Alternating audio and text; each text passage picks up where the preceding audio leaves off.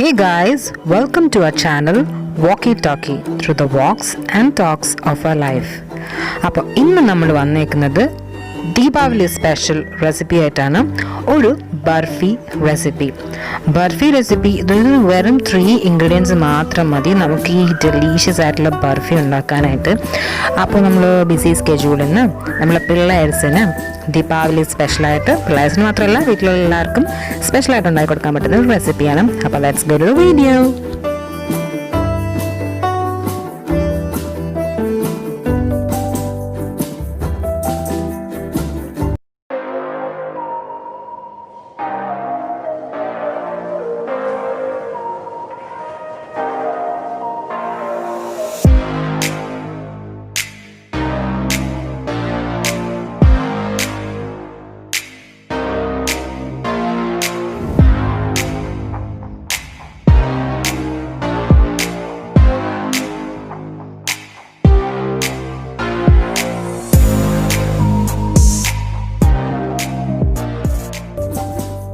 ആദ്യം നമുക്കൊരു പാൻ അടുപ്പത്ത് ചൂടാക്കാൻ വെക്കാം. നോൺ സ്റ്റിക്ക് പാൻ ആയിരിക്കും നല്ലത്. അപ്പോൾ അതിലേക്ക് നമുക്ക് ആദ്യമായിട്ട് ഒരു 1/2 കപ്പ് നെയ്യ് ഒഴിച്ചു കൊടുക്കാം. നെയ്യ് അല്ലെങ്കിൽ നമുക്ക് ബട്ടർ ഒഴിച്ചു കൊടുക്കാം. നെയ്യായിരിക്കും കുറച്ചുകൂടെ നല്ലതെന്ന് തോന്നുന്നു. അപ്പോൾ നെയ്യ് ഒഴിച്ച് അതൊന്ന് ഉരുകി കഴിയുമ്പോഴത്തേക്കും നമുക്ക് പിന്നെ അതിലേക്ക് ആഡ് ചെയ്യേണ്ടത് 1 ടേബിൾ സ്പൂൺ ബട്ടറാണ്. ഇത് മാൻഡേറ്ററി അല്ല, ഞാൻ ചുമ്മാ ആഡ് ചെയ്തേ ഉള്ളൂ. നിങ്ങൾക്ക് വേണമെങ്കിൽ ആഡ് ചെയ്യാം, ഇല്ലെങ്കിൽ വേണ്ട. ഓക്കെ, അപ്പോൾ അതും കൂടെ ഒന്ന് മെൽറ്റ് ആവട്ടെ. ബട്ടറും നെയ്യും ഒക്കെ നന്നായിട്ട് മെൽറ്റായി കഴിഞ്ഞു. ഇനി നമുക്കിതിലേക്ക് ആഡ് ചെയ്യേണ്ടത് അടുത്ത മെയിൻ ഇൻഗ്രീഡിയൻ്റ് ആണ് മൈദ. അപ്പോൾ മൈദ ഞാനിവിടെ 1 കപ്പ് മൈദയാണ് എടുത്തേക്കുന്നത്. അത് മൊത്തം കൂടി നമുക്ക് ഫ്ലെയിം ലോ ആക്കിയതിന്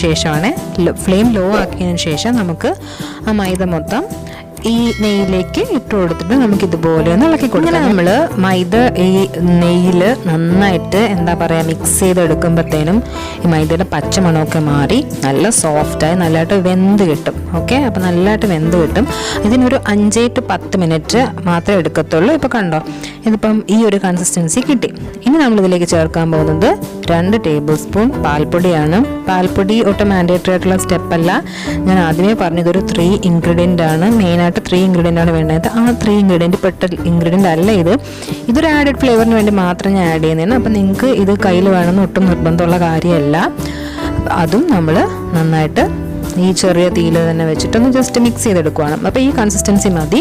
അപ്പോൾ ഒരു 5-10 മിനിറ്റ്സ് നമ്മൾ ഈ നെയ്യിൽ ഈ മൈദയും ഇതും കൂടെയൊക്കെ ഒന്ന് മിക്സ് ചെയ്തെടുത്തിട്ട് നമുക്കിതങ്ങ് ഓഫ് ചെയ്യാം. ഇനി ബാക്കിയെല്ലാം ഫ്ലെയിം ഇല്ലാതെയുള്ള പരിപാടികളാണ്. അപ്പോൾ നമുക്ക് അതിലോട്ട് കിടക്കും. അപ്പോൾ ഈ ഒരു കൺസിസ്റ്റൻസി ആകുമ്പോൾ നമ്മൾ ഫ്ലെയിം ഓഫ് ചെയ്യുകയാണ്. എന്നിട്ടൊരു 20 മിനിറ്റ് നമ്മൾ ഇത് തണുക്കാനായിട്ട് വെച്ചിരിക്കുകയാണ്. അപ്പോൾ ഇതിപ്പം ഒരു 20 മിനിറ്റ് കഴിഞ്ഞ് നമ്മൾ തണുത്ത് കഴിഞ്ഞപ്പോൾ എടുക്കുകയാണ്. കണ്ടോ, ഇപ്പോൾ അതിൻ്റെ ഒരു കൺസിസ്റ്റൻസി ഉണ്ട്, നല്ല സ്മൂത്ത് ടെക്സ്ചർ ആയിട്ടുണ്ട്.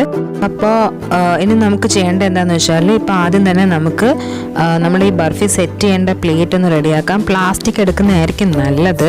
ഇതുപോലത്തെ മീൻസ് ഈ സ്ക്വയർ ടൈപ്പ്. എൻ്റെ കയ്യിൽ നേരം പ്ലാസ്റ്റിക് ഇല്ലാത്തതുകൊണ്ട് ഞാൻ സ്റ്റീലിൻ്റെ തന്നെ എടുത്തു. അതിൽ നമ്മൾ കുറച്ച് നെയ്യ് തടവുക, അല്ലെങ്കിൽ ബട്ടർ എന്തെങ്കിലും തടവി ഫുൾ സൈഡും താഴ്ഭാഗമൊക്കെ മൊത്തം നെയ്യ് തടവി എടുക്കുക. ഇതുപോലെ നമ്മൾ ആ പ്ലേറ്റ് മൊത്തം നെയ്യ് തടവി എടുത്തിട്ടുണ്ട്. ഇനി നമുക്ക് ചെയ്യേണ്ടത് എന്താണെന്ന് വെച്ചാൽ, നമ്മൾ വേറൊരു പാത്രം എടുത്തിട്ട് അതിലേക്ക് നമ്മൾ തയ്യാറാക്കി വെച്ചേക്കുന്ന നമ്മൾ ആ ഒരു മിക്സ്ചർ ഇല്ലേ, അത് നമുക്ക് ഈ വലിയ പാത്രത്തിലോട്ട് ഒഴിച്ചു കൊടുക്കാം.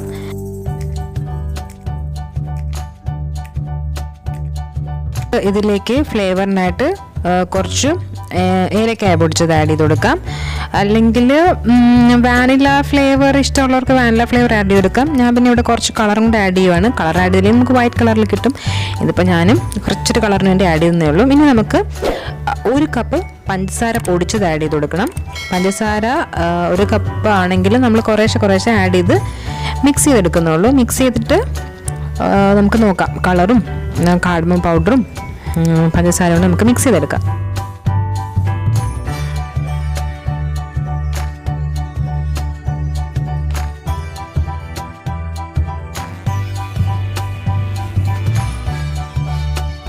അപ്പോൾ നമുക്ക് ഓരോ ബാച്ചായിട്ട് ഈ പഞ്ചസാര പൊടിച്ചത് കുറേശ്ശെ ആഡ് ചെയ്ത് നമുക്ക് മിക്സ് ചെയ്തെടുക്കണം. അപ്പം നമുക്ക് എല്ലാ പഞ്ചസാര കൊണ്ട് നമുക്ക് മിക്സ് ചെയ്തെടുത്തിട്ട് വരാം.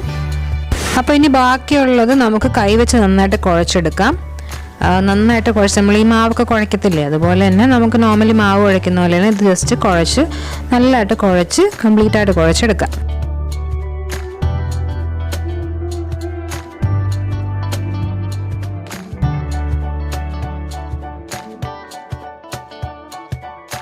നമ്മൾ ലാസ്റ്റ് ബാച്ച് പഞ്ചസാര പൊടിച്ചത് ആഡ് ചെയ്ത് കഴിഞ്ഞു. ഇപ്പം നിങ്ങൾക്ക് കാണുമ്പോൾ കുറച്ചൊരു കളർ ഡിഫറൻസ് ഫീൽ ചെയ്യും. അത് എനിക്ക് കളർ കുറഞ്ഞതായിട്ട് തോന്നിയുകൊണ്ട് ഞാനൊരു അല്പം കളറും കൂടെ ആഡ് ചെയ്തു. എനിക്ക് കുറച്ചും കൂടെ ഒരു റോസ് ഷെയ്ഡ് വേണമായിരുന്നു. അപ്പോൾ ഞാൻ കുറച്ചിട്ട് കളർ ആഡ് ചെയ്ത് മിക്സ് ചെയ്തെടുക്കുവാണ്.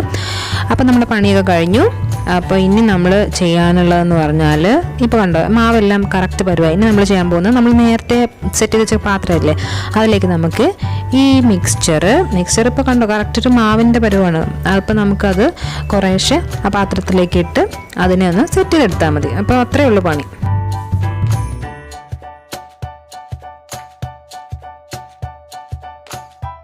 ഒരു സ്പൂൺ വെച്ച് നമുക്ക് ഇതിനെ ഒന്ന് ലെവലാക്കി എടുക്കണം. അപ്പോൾ വേണ്ട ഇതുപോലെ ഒരു സ്പൂൺ വെച്ചിട്ട് നന്നായിട്ട് പ്രസ് ചെയ്ത് ലെവലാക്കി എടുക്കുക. അപ്പോൾ നമുക്ക് കട്ട് ചെയ്തെടുക്കുമ്പോഴും ഒരു നീറ്റായിട്ട് ഇരിക്കുമല്ലോ. അപ്പോൾ അതിന് വേണ്ടിയിട്ടാണ്. ഇനി നമുക്ക് ഇതിൻ്റെ മേലെ ഗാർണിഷ് ചെയ്യാൻ വേണ്ടി കുറച്ച് ഞാനിവിടെ എടുത്തേക്കുന്ന ബദാമും കുറച്ച് കാഷ്യൂ ആണ്. നിങ്ങൾക്ക് ഏത് നട്ട്സ് വേണമെങ്കിലും ഇടാം. ഒരു ജസ്റ്റ് ഒന്ന് ഗാർണിഷ് ചെയ്യാൻ വേണ്ടി മാത്രം. അതില്ലെങ്കിലും ഇറ്റ്സ് പെർഫെക്റ്റ്ലി ഓക്കെ. അപ്പോൾ ഇത്രയുള്ള പണി നമ്മുടെ എന്താ പറയുക നമ്മുടെ ബർഫി നമ്മൾ ഇനി ഇതിപ്പോൾ സെറ്റാക്കി കഴിഞ്ഞ സ്ഥിതിക്ക് നമുക്കിനി ഇത് ഒരു മിനിമം ഒരു ഹാഫ് ആൻ അവർ എങ്കിലും ഫ്രിഡ്ജിൽ വെച്ചിട്ട് നമുക്ക് യൂസ് ചെയ്യാം.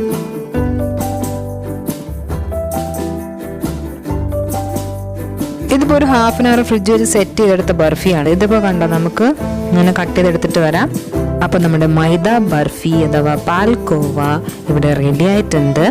ഇതിപ്പോൾ നമ്മൾ കളർ ആഡ് ചെയ്തിട്ടില്ലായിരുന്നെങ്കിൽ നമുക്കൊരു വൈറ്റ് കളറിൽ കിട്ടിയേനെ. ഞാൻ പിന്നെ വിചാരിച്ചു ദീപാവലി അല്ലേ അപ്പോൾ കുറച്ച് കളർഫുൾ ആയിക്കോട്ടെ എന്ന് വിചാരിച്ചിട്ട് ഞാൻ ഒരു ലൈറ്റ് പിങ്ക് ഷെയ്ഡ് കിട്ടാൻ വേണ്ടിയിട്ട് കുറച്ച് റെഡ് കളർ ആഡ് ചെയ്തതാണ്. അപ്പോൾ എനിക്ക് ഭയങ്കര ഇഷ്ടപ്പെട്ട ഒരു കളർ കിട്ടിയിട്ടുണ്ട്. അപ്പോൾ ഇത് നിങ്ങൾ തീർച്ചയായിട്ടും ട്രൈ ചെയ്ത് നോക്കണം. കാരണം വലിയ എഫേർട്ട് ഇല്ലാത്ത അധികം ഇൻഗ്രീഡിയൻസ് ഒന്നും യൂസ് ചെയ്യാത്ത എളുപ്പത്തിൽ ഉണ്ടാക്കാൻ പറ്റുന്ന ഒരു റെസിപ്പിയാണ്. അതുപോലെ നല്ല ടേസ്റ്റിയുമാണ്. ചെറിയൊരു തണുപ്പിൽ കഴിക്കുമ്പോൾ അടിപൊളി ടേസ്റ്റാണ്. അപ്പോൾ ട്രൈ ചെയ്ത് നോക്കുക. നിങ്ങൾക്ക് ഞങ്ങളുടെ വീഡിയോ ഇഷ്ടപ്പെട്ടെങ്കിൽ ലൈക്ക് ചെയ്യുക, ഷെയർ ചെയ്യുക, കമൻറ്റ് ചെയ്യുക, സബ്സ്ക്രൈബ് ചെയ്യുക. Thank you.